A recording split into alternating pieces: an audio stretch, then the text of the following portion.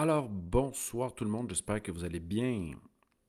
Mathieu Martel avec vous, directement de la Casa Essentia à Montréal. J'espère que vous vous portez bien. Alors, nous sommes ici en ce mardi soir pour un autre live, un autre Facebook Live. Le deuxième de cette semaine, nous étions vus ce dimanche à 19h, heure de prédilection pour les rencontres, mais quelquefois, l'appel surgit, et me revoilà en ce mardi 9 janvier. J'avais commis une petite erreur ce matin en disant 9 février, mais c'est bien le 9 janvier. Nous allons bien sûr commencer avec les points d'information, des grosses nouvelles, des annonces aujourd'hui importantes, changement de direction, changement de trajectoire pour nos rencontres de philosophie. Alors, en attendant que les gens se joignent à nous et nous saluent dans le clavardage, je vais rappeler un petit peu l'approche. Vous me connaissez la plupart. Il va y avoir des nouvelles personnes qui vont nous écouter, peut-être en secret, en différé, etc. On les salue. Sachez que toutes nos rencontres sont enregistrées dans la section vidéo de ma page Mathieu Martel, philosophe. Voilà, auteur et conférencier. Et on a aussi une section qui s'intitule Événements pour nos rencontres philosophiques sous forme d'ateliers, de conférences, etc. Donc, je commence toujours avec les points d'information. On est rendu bientôt, je le répète, à bientôt 4 ans de rencontres Facebook Live. C'est arrivé de manière impromptue, mais ça se poursuit de manière spontanée, de manière intuitive, parce que je décide à la dernière minute, en vous avertissant bien sûr, en avertissant les habitués, que je vais donner un live. Je vais en profiter pour vous saluer dans quelques instants et de vous faire de grosses annonces. On va attendre que les gens soient avec nous pour vous expliquer, écoutez, il y a un gros changement de direction qui est en train de s'établir. Et tout cela a donné naissance même à un titre de conférence qui aura lieu au mois de février. Et c'est vraiment ce que j'ai vécu et ce que je vis. On va commencer par les infos. Merci à tous et à toutes. Merci de me saluer. Sachez que 2 personnes vont recevoir un livre cette semaine. Il y a Isabelle qui reste à Hudson, qui va recevoir, va boire du thé.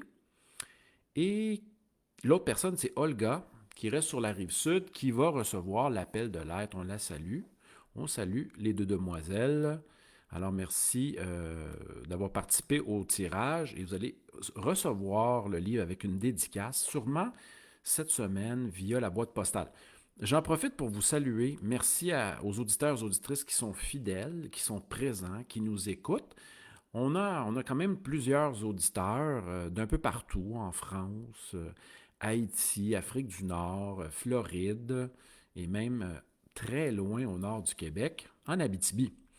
Alors, salutations à Mélanie, salutations à Cathy, une habituée, Jim, Martine, Marilou qui est de retour et Daniel qui est présent. Donc, on salue aussi ceux qui nous écoutent discrètement et en secret. On commence par les informations. Je vous annonce bientôt la nouvelle. Alors, sachez que samedi, vous avez encore jusqu'à vendredi soir pour vous inscrire. On a 9 inscrits déjà. C'est remarquable. Pour l'atelier, je mets ça tout de suite en lien. Alors, oups, j'ai pas pris le bon lien. Je vais recommencer ici. L'initiation à l'entraînement philosophique, 10 auteurs. 10 problématiques, 10 questions et 10 thèmes. Vous allez découvrir 10 auteurs, 10 philosophes à travers une rencontre. J'espère qu'on va être capable de passer à travers les 10 problématiques. Une rencontre d'1h30 samedi. Vous ne pouvez pas être là samedi? Aucun problème. La rencontre va vous être envoyée en différé. Vous allez pouvoir l'écouter en replay à la maison tranquillement. Vous allez avoir un mois pour l'écouter, bien sûr. C'est Initiation à l'entraînement philosophique. On a 9 inscrits, on a même des habitués qui viennent ici le dimanche. Et je vous invite à cliquer sur le lien Eventbrite et vous inscrire si ça vous tente. Vous avez jusqu'à vendredi pour y passer. Il y en a qui se sont inscrits hier. Il y a de la place encore. Et là, je vous annonce la conférence que j'ai élaborée aujourd'hui. Je vais aller chercher ça. Un lien entre l'intuition et l'amour, c'est la première fois que je fais ça. Alors, je vais coller ça ici. La rencontre du mois de février. dans un mois de prédilection, juste avant la Saint-Valentin, le 10 février. Et si aimer impliquait de suivre son intuition, j'ai choisi une belle image d'une jeune femme qui réfléchit, qui est attentive derrière, bien sûr, la tour Eiffel, et très belle image liée pittoresque, liée au mois de février. Donc ça va être notre rencontre du mois de février, toujours sur une approche Zoom. Je vous annonce maintenant la grande décision que j'ai prise aujourd'hui de prendre une pause quant aux rencontres en présence au Yoga Shack. J'ai écrit cette semaine à Elisabeth, la responsable, j'ai écrit hier et aujourd'hui, pour lui annoncer que je ne poursuivais pas les rencontres au Yoga Shack. Donc, écoutez, je vais vous expliquer un peu. C'est un appel intérieur d'y aller avec une formule qui va rejoindre plus de gens, peu importe où vous soyez. Et en plus, la formule Zoom permet aussi de réécouter la rencontre. Si vous ne pouvez pas être là le samedi à 10 heures du matin, vous savez que vous allez pouvoir le réécouter et me voir en conférence et d'écouter les interventions des gens aussi à travers cette rencontre. Il procède comme ça. J'ai décidé, c'est l'appel pour le début de l'année 2024. Je vais aller avec cette approche et d'une rencontre par mois. On commence par janvier-février, on verra pour le reste. Mais j'ai senti que, alors on était au Yoga Shack, donc ça faisait 1 an et 4 mois. On a eu 12 rencontres là-bas. Vous savez que le retour aux conférences en présence, ça s'est passé à Espace Ayurveda le 14 avril 2022. On était là jusqu'à la fin du mois d'août 2022. Et après, c'était l'endroit Yoga Shack qui nous a accueillis. J'ai fait le récapitulatif ce matin de tous les endroits où j'ai donné des conférences et c'était cyclique. Écoutez, j'ai commencé le tout au Centre Saint-Pierre en 2005. Par la suite, j'ai été au Commensal en 2009. Ensuite, au Centre Vox Populi en 2011. Ainsi qu'au Resto Vego 2013.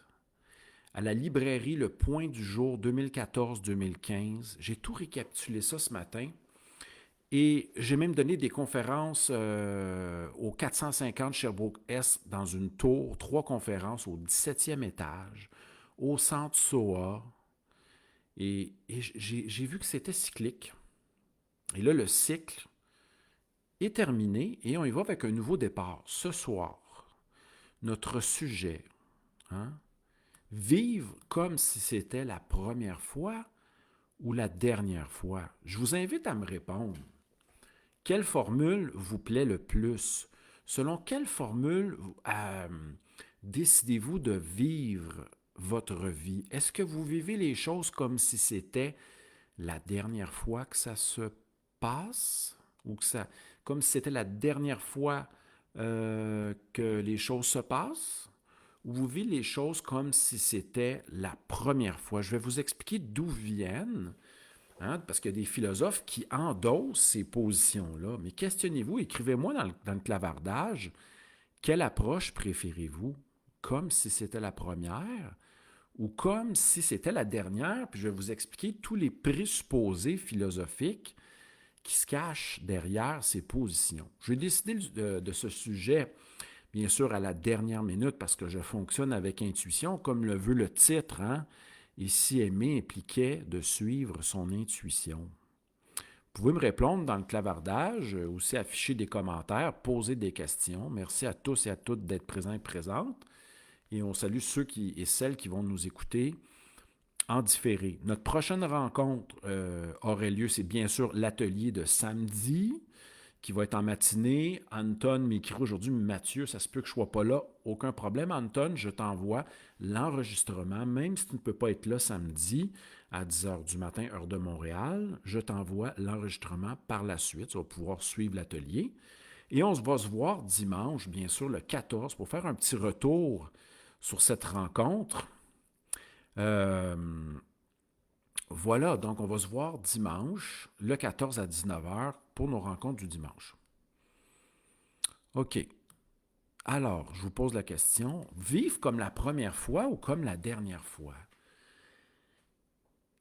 Lorsqu'on vit comme si c'était la dernière fois, ou que comme s'il ne nous restait pas beaucoup de temps à vivre, comme si l'urgence nous gagnait.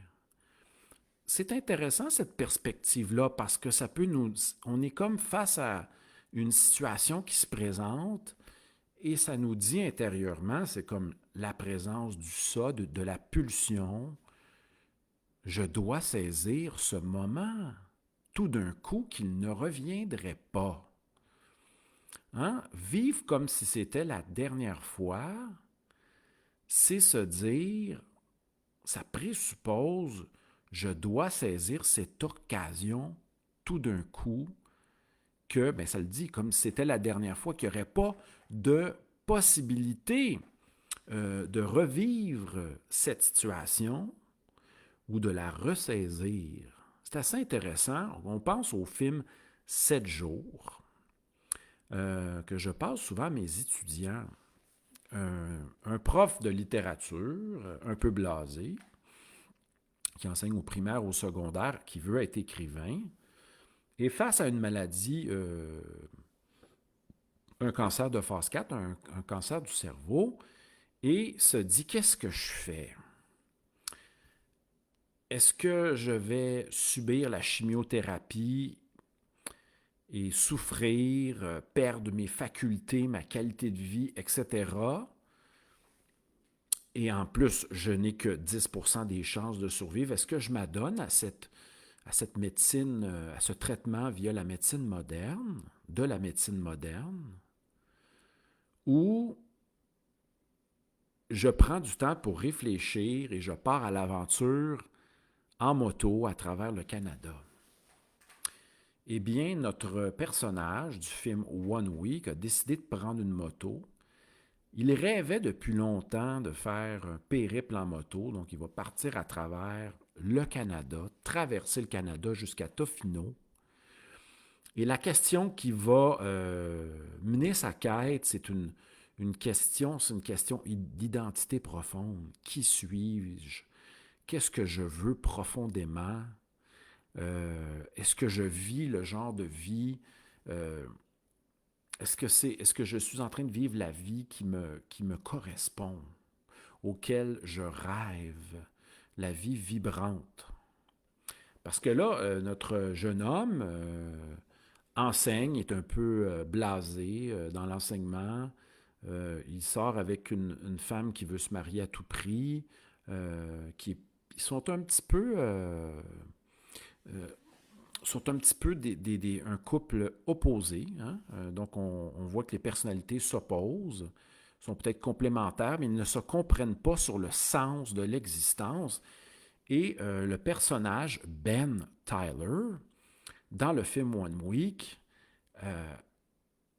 est appelé à l'aventure et à se découvrir au fil des hein, il se découvre au fil des rencontres. Et il commence à noter ses souvenirs et à nourrir justement son esprit romanesque pour finalement produire un livre.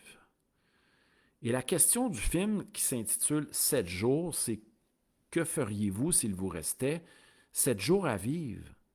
Et c'est intéressant cette question-là parce que c'est une question qui est posée face à la finitude humaine. S'il nous restait 1 an à vivre, je le pose souvent, 6 mois, qu'est-ce qui est important de réaliser ou de ne plus réaliser? On peut y aller avec la question de Gurdjieff, la question qui va dans l'autre sens.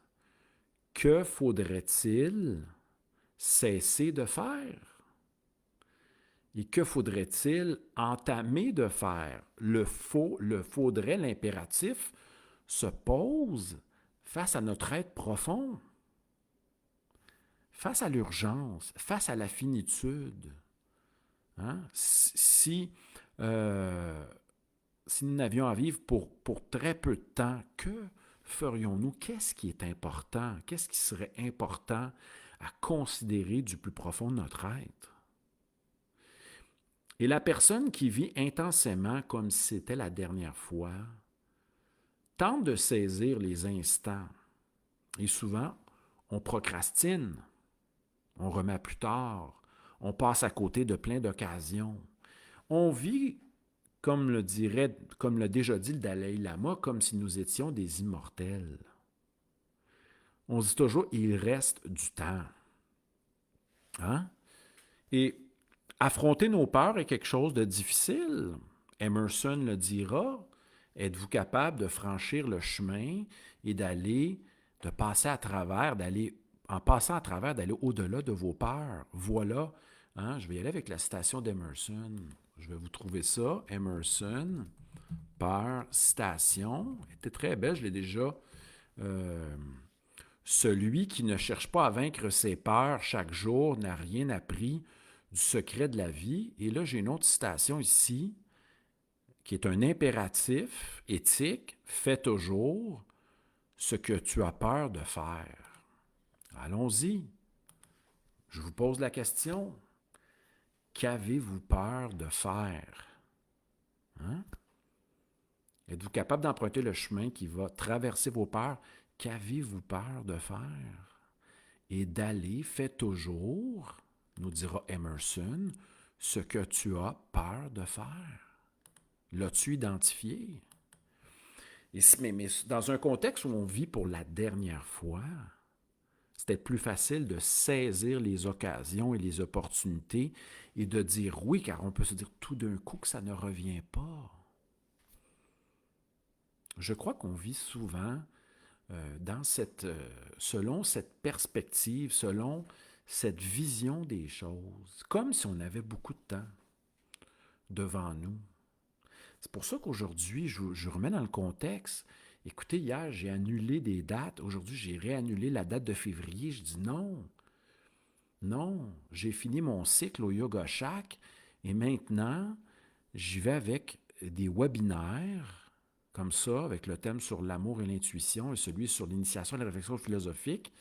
Ça me permet de rejoindre plus de gens et on dirait que c'est un mode qui convient davantage aux auditeurs en plus et qui me convient parce que c'est beaucoup d'énergie que de louer une salle, de réserver, de ne jamais savoir qui sera là. On a eu quand même des belles assistances l'année passée, 6 à 7 personnes par rencontre. Mais là, je sentais que l'énergie, et j'ai saisi ce moment et j'ai pas vécu comme si c'était la dernière fois, mais je me suis dit, ah, au mois de décembre, on a vécu une rencontre avec, il y avait 2 personnes à la rencontre, il y a eu 4 annulations, des gens qui ne pouvaient pas venir à la conférence, mais j'ai quand même fait mon deuil et vécu ce dernier moment-là, et même à chaque instant qu'il y a une conférence, je le vis comme si c'était un moment privilégié. Donc, je ne vis pas dans la perspective comme si c'était la dernière fois, mais comme si je me tiens entre les deux positions, ni comme si c'était la première fois ni la dernière, mais comme si c'était un moment important, un moment, comment dire, un moment précieux que celui de la rencontre. Et c'est pour ça que j'aime faire des rencontres rituelles à 19 heures, souvent le dimanche, et on peut en rajouter une autre durant la semaine. J'aime les moments de rencontre. Voilà. Donc, comme si c'était la dernière fois, Marie-Lou nous dit que c'est plus facile au niveau de l'imagination que de se projeter comme si c'était la dernière fois. Mais qu'est-ce que ça veut dire comme si c'était la première fois? Et là, Olga nous dit, elle l'apprécie vivre comme si c'était la première fois. La première fois, c'est l'initiation. C'est le contact. Hein, quand vous rencontrez quelqu'un pour la première fois, c'est l'apprivoisement, c'est la rencontre, c'est la naissance. Et Pierre Hadot, grand helléniste, commentateur des textes grecs, et quand on me demande quel livre de philosophie faut-il lire pour s'initier à la philosophie antique, je dis toujours un commentateur et un théoricien qui m'a beaucoup impressionné, Pierre Hadot, Qu'est-ce que la philosophie antique? C'est le livre Écoutez, Pierre Hadot a fait des commentaires. Son discours inaugural au Collège de France, c'est sur Socrate, la figure de Socrate, si je ne m'abuse. Et il a détenu la chaire, il a suivi Michel Foucault au Collège de France, la chaire de philosophie ancienne, si je ne m'abuse, au Collège de France. Et j'ai lu plusieurs livres de Pierre Hadot, et son premier portait sur Plotin, dans les années 50. Tout ça pour dire que c'est Pierre Hadot qui a cette approche. Vivons comme si c'était la première fois. Grimper une montagne comme si c'était la première fois, même si vous l'avez déjà grimpé. Parce que certains vont dire, je l'ai déjà grimpé, donc je passe à autre chose. Mais quand vous prenez votre instrument dans vos bras, dans vos mains, ce n'est pas la première fois, mais on pourrait dire que c'est comme une nouvelle fois. Et même si ce geste a déjà été répété, il y a comme une nouvelle naissance à chaque fois. Ça, c'est l'approche Pierre Hadot. Vivre comme si nous faisions la chose pour la première fois. Donc, je prends mon verre d'eau et ne pas le faire mécaniquement, comme si j'étais habitué, mais boire de l'eau comme si c'était un renouveau, c'est-à-dire d'avoir de la gratitude face aux événements, face aux objets, face aux gens, aux animaux.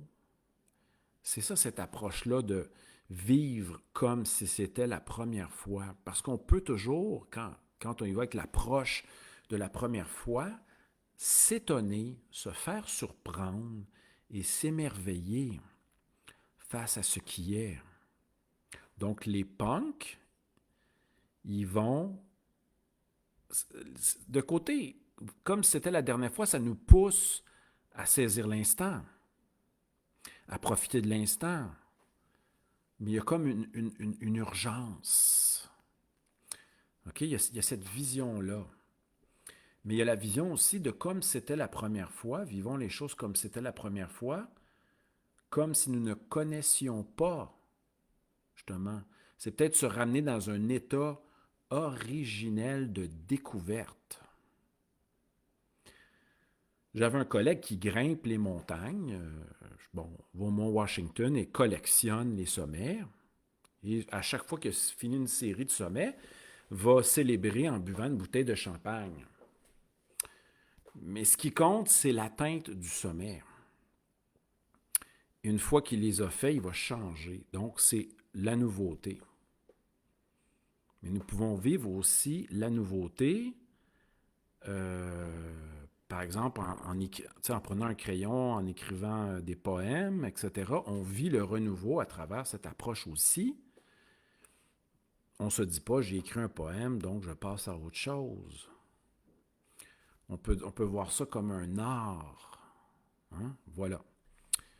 Alors, merci à tous et à toutes d'être présents et présentes. Ce soir, je voulais me questionner sur cette position-là. Je vous demandais à savoir, est-ce que vous vivez davantage la vie en vous disant « je vis la vie comme si c'était la première fois » ou comme si c'était la dernière, ou vous n'aviez pas pensé à ces deux approches et vous prenez la vie comme elle vient. On y va avec un commentaire de Jim. Jim nous dit « Quand je suis capable d'être dans le ici et le maintenant comme la première fois, je fais les choses avec renouveau. Donc, même si c'est le même geste que je répète, c'est toujours intéressant, c'est toujours sous un autre aspect. » Merci, Jim, pour ton commentaire. Alors, d'un côté, comme c'était la dernière fois, c'est comme si on avait aussi peur de manquer. Quand on vit comme c'était la dernière fois, tout d'un coup que ça ne revient pas. Je suis aussi bien de saisir l'occasion. Même, et là, ça peut être problématique parce qu'il se peut que intuitivement, tu sentes qu'il ne faille rien faire. Hein? Et tu pourrais te dire, ou quelqu'un pourrait te dire, oui, mais tu as passé à côté d'une occasion. Oui, mais revenons à nous-mêmes. L'important, ce n'est pas d'avoir passé à côté d'une occasion, c'est se demander si cette occasion-là est en accord vibratoire avec nous-mêmes. Je reviens à mon annulation. Hier, j'avais annulé le mois de mars, avril, mai et août. Et aujourd'hui, samedi le lendemain, annule aussi février. Il faut repartir l'année sur du neuf, sur un renouveau. Et je l'ai fait. Donc, ça revient quand même à nous-mêmes. Quel appel avez-vous? Et le fait de saisir l'occasion et de faire un geste en accord avec l'appel, ben, c'est ni du côté de comme si c'était la dernière fois, puis c'est ni comme si c'était la première fois. C'est on va appeler ça, avec le terme, on va parler l'heure. Quel genre d'heure est-ce? Parce que le bonheur et le malheur, mais l'heure, le moment opportun. Oui, c'était le moment opportun pour agir, pour oser agir. Donc, quand on vit quelque chose, une situation qui se présente, on se demande, qu'est-ce qui m'intéresse?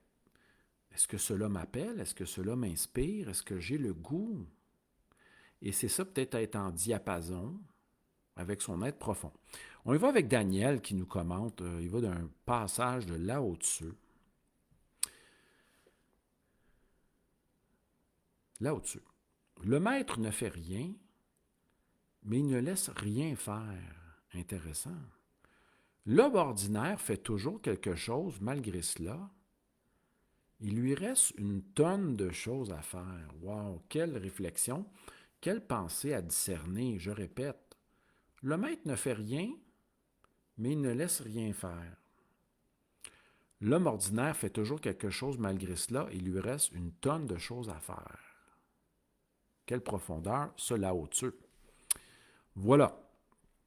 Alors, qu'avais-je à dire? Donc, posons-nous la question, c'est la question de Gilles Archambault.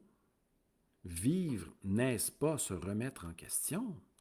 Et c'est ça que nous faisons ce soir en nous demandant, est-il préférable de vivre comme si, dans la perspective de comme si c'était la première fois ou comme si c'était la dernière fois? Peut-être entre les deux, qui serait la voie, ni la première ni la dernière, mais qui serait la voie de ce qui est approprié pour notre intuition profonde, pour notre ressenti profond. Mais on n'est pas souvent en adéquation ou à l'écoute de cela. Comme tantôt, je vous le dis tout de suite, j'ai un peu chaud ici. Ça me disait, Mathieu, je vais aller faire une promenade à la neige. Je le sens tout à fait. Ça s'impose. J'ai chaud et j'ai le goût de prendre un peu d'air au frais après la rencontre philosophique. C'est ça qui m'appelle. Olga nous dit, on en revient à la voie du milieu. Peut-être ni comme si c'était la première fois, ni comme si c'était la dernière fois, mais que veut la notion d'heure? L'heure, c'est le bon moment. En ce moment, c'est le bon moment. Pourquoi?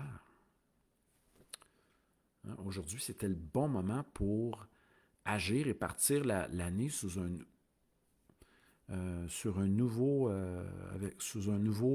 nouvelle tonalité. Voilà.